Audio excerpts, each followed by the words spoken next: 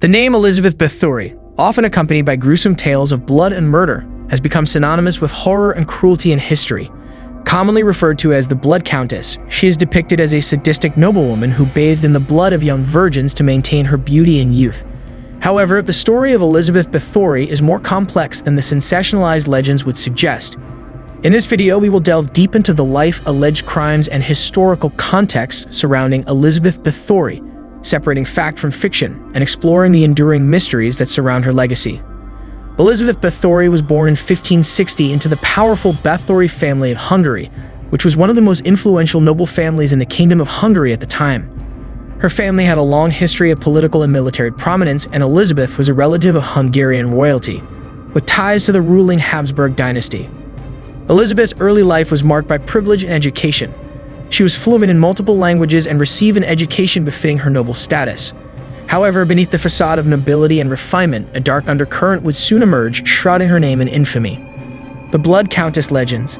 The macabre legends surrounding Elizabeth Báthory began after her marriage to Count Ferenc Endesti in 1575.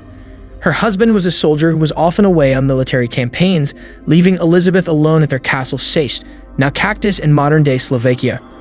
It was during these times of solitude that the stories of her cruelty would originate. The most infamous accusation against Elizabeth Báthory is that she tortured and killed young girls, primarily peasant girls, in gruesome rituals. It is alleged that she believed that bathing in their blood would preserve her youth and beauty. Some accounts even claim that she had an accomplice, Thorko, who assisted her in her heinous acts. These tales of sadistic cruelty painted a picture of Elizabeth as a monstrous figure, responsible for the deaths of hundreds of young women.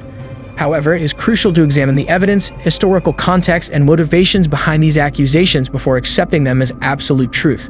The trial and imprisonment. The bloodthirsty reputation of Elizabeth Báthory ultimately led to her downfall. In 1610, King Matthias II of Hungary ordered an investigation into her alleged crimes. The inquiry was initiated by Georgi Thurzo, a royal investigator who was related to Elizabeth through marriage. Thurzo's personal connection to the Báthory family raised questions of bias in the investigation. During the trial, several witnesses, including servants, local villagers, and individuals who claimed to have escaped from the castle, testified against Elizabeth. They described horrific acts of torture, mutilation, and murder committed by the Countess and her supposed accomplices.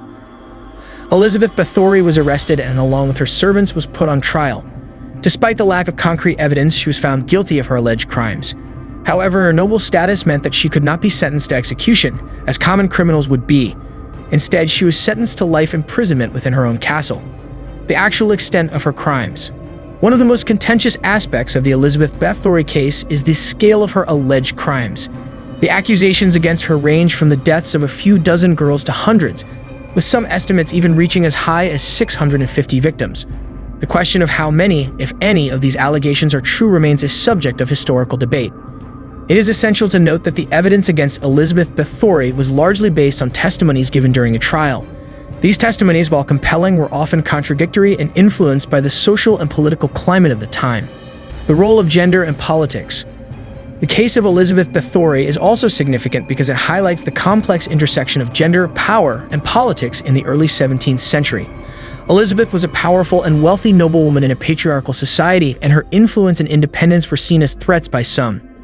The Habsburgs, who ruled Hungary, may have had a vested interest in discrediting the Báthory family, as they were potential rivals for power in the region. The trial of Elizabeth Báthory could have been used as a means to diminish the Báthory family's influence and wealth, which extended beyond her as she had multiple relatives in positions of power. The death of Elizabeth Báthory. Elizabeth Báthory, the notorious Blood Countess, met her end in 1614 at the age of 54. She had spent the last 4 years of her life confined within the walls of Castle Seist, accused of unspeakable crimes.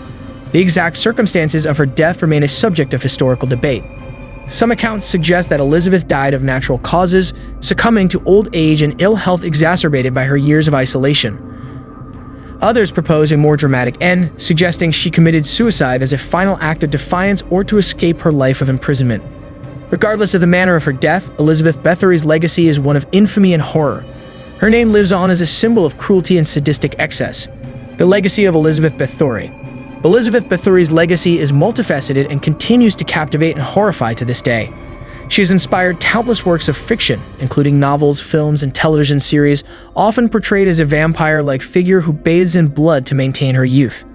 In popular culture, her name is synonymous with female serial killers and sadistic cruelty.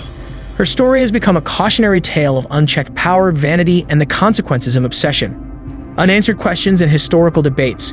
The case of Elizabeth Báthory continues to raise unanswered questions and spark historical debates. Many historians remain divided on the extent of her crimes and the veracity of the accusations against her. Some argue that she was indeed a sadistic murderer who killed numerous innocent girls, while others contend that she was a victim of political intrigue and misogyny, her reputation tarnished by exaggerated claims and sensationalized accounts. The legend of Elizabeth Báthory endures as a testament to the complexity of history and the difficulty of separating fact from fiction when dealing with centuries-old cases. What do you think of our video? Let us know in the comment section below. If you enjoyed this video, don't forget to like, share, and subscribe. Thanks for watching.